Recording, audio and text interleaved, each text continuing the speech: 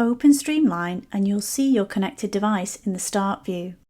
If you don't see your device here, check the documentation to see if you have everything set up correctly. Select the device and then select the application you want to profile. With this option enabled, Streamline will automatically select a counter template appropriate for the GPU in your device. If you would rather build your own counter configuration, you can use Advanced mode to select the counters you want. Select Start Capture and specify the name and location of the capture file that Streamline will create when the capture is complete. The app will start on your device and Streamline will start capturing data.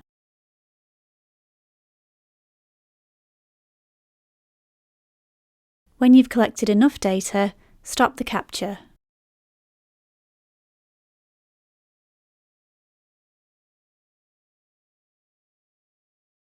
Zoom into the timeline to focus on areas of interest. There are a range of charts showing the performance counter activity over the duration of the capture.